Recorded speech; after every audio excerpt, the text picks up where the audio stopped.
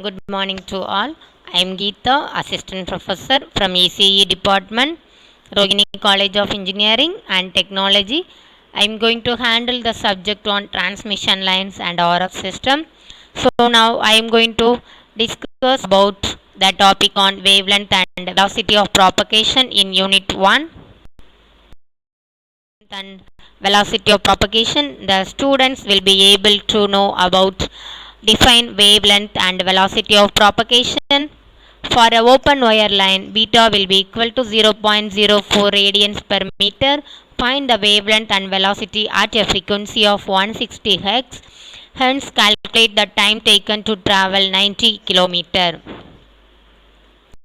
Then write a formula for attenuation constant, phase constant and velocity of propagation. About the topic on wavelength and velocity of propagation. First, what is meant by wavelength? The distance with which the wave changes its phase by 2 pi radians. This will be called as wavelength. Otherwise, it will be called as the distance the wave travels along the transmission line where the phase angle is changing to 2 pi radians. This will be also called as wavelength. So the wavelength is denoted by lambda, where lambda will be equal to 2 pi divided by beta. So this is the first equation. Current from sending end and towards receiving end. So this is the diagram for the wavelength. So the total length is lambda, where the angle from 0 to 360 degree.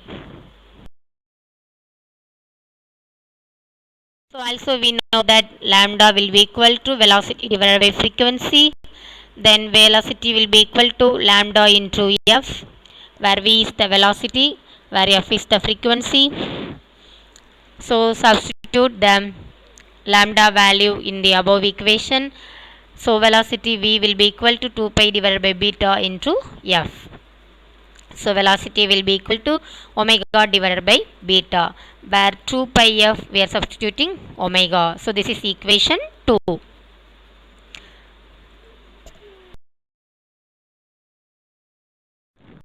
Then velocity of propagation.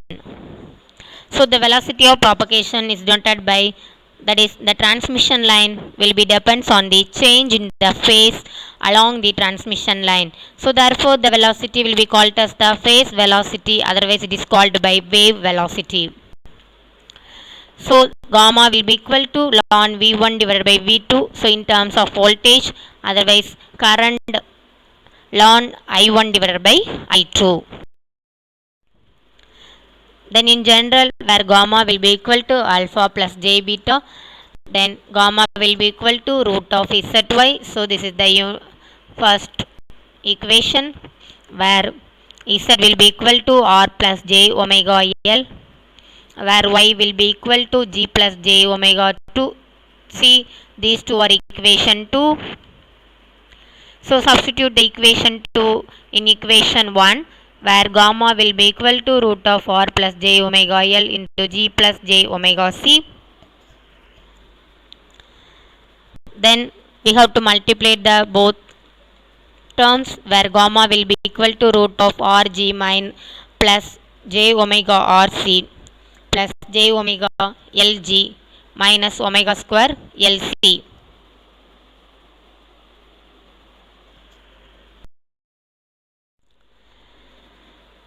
Then we have to separate the real and imaginary term, where alpha plus j beta will be equal to root of rg minus omega square lc plus j into omega rc plus omega lg. Squaring on both the side. So alpha plus j beta the whole square will be equal to rg minus omega square lc plus j omega rc plus omega lg. Then so we have to apply the a plus b the whole square formula. So a square plus b square plus 2ab, where alpha square plus beta square minus 2j alpha beta will be equal to rg minus omega square lc plus j into omega RC plus omega Lg. Then we have to equate the real and imaginary parts, where alpha square plus beta square will be equal to Rg minus omega square Lc. Alpha beta will be equal to omega Rc plus omega Lg, where 2 alpha beta will be equal to omega into Rc plus Lg. So this is equation 4. Then from equation 3, where alpha square will be equal to Rg minus omega square Lc plus beta square. So squaring the equation 4. So next we get the 4 alpha square beta square will be equal to omega square into Rc plus Lg the whole square. So this is equation 6. So now we are going to substitute the equation 5 in equation 6. Then 4 into Rg minus omega square Lc plus beta square into beta square will be equal to omega square into Rc plus Lg the whole square. So now we are going to multiply the beta square in the bracket term. So 4 into Rg into beta square minus omega square Lc into beta square plus beta power 4 will be equal to omega square into Rc plus Lg the whole square. So now the 4 will be going into right side of the, then it will become in the denominator, then the equation become Rg beta square minus omega square Lc beta square plus beta power 4 will be equal to omega square divided by 4 into Rc plus Lg the whole square.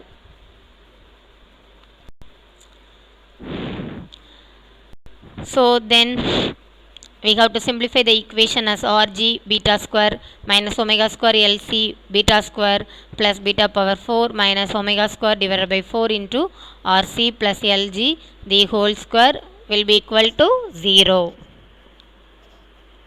Then we have to take in the higher order terms, where beta power 4 plus beta square into Rg minus omega square Lc minus omega square divided by 4 into Rc plus Lg the whole square will be equal to 0. So this is equation 7.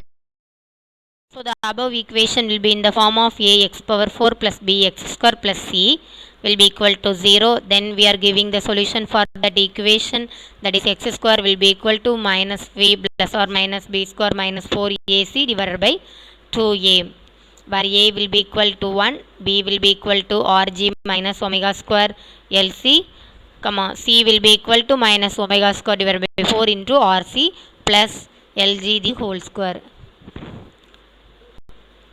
So where beta square will be equal to minus Rg minus omega square Lc plus or minus root of Rg minus omega square Lc the whole square minus 4 into minus omega square divided by 4 into Rc plus Lg the whole square divided by 2.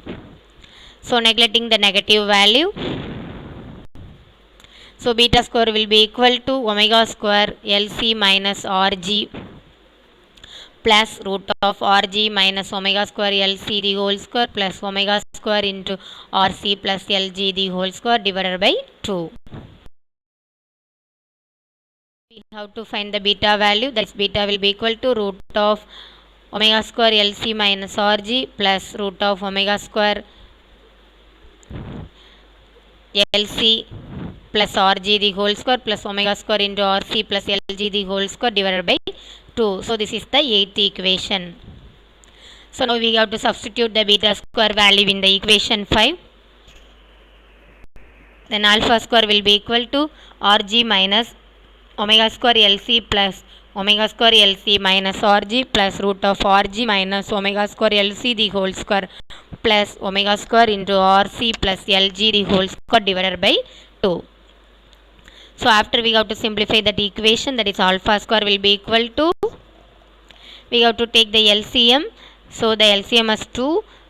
So 2 into Rg minus omega square Lc plus omega square Lc minus Rg plus root of Rg minus omega square Lc the whole square plus omega square into Rc plus Lg the whole square. So this will become in the numerator. Then After simplifying the equation, so the alpha square will be equal to rg minus omega square lc plus root of rg minus omega square lc the whole square plus omega square into rc plus lg the whole square divided by 2. So now we have to find the alpha value. So alpha will be equal to root of rg minus omega square lc plus root of rg minus omega square lc the whole square plus omega square into rc plus lg the whole square divided by 2. So this is the ninth equation. So in this way we find the attenuation constant and the phase constant in equation 8 and 9. So for a perfectly matched line, R will be equal to 0 and G will be equal to 0. So substitute this above condition in beta value. So we know the beta value. So in equation 8, beta will be equal to root of omega square LC plus root of minus omega square LC the whole square divided by 2. So after simplifying this equation where beta will be equal to omega root LC. Of the ideal transmission line is given by where velocity will be equal to omega divided by beta. So we have to substitute the beta value. So where velocity will be equal to omega divided by omega root LC. Then omega will be cancelled out where velocity will be equal to 1 divided by root of LC. The velocity of propagation is constant for a given inductance and the capacitance. We have the quiz question for the wavelength and the velocity of propagation. So the phase and group velocities does not depends on which of the following. Thank you.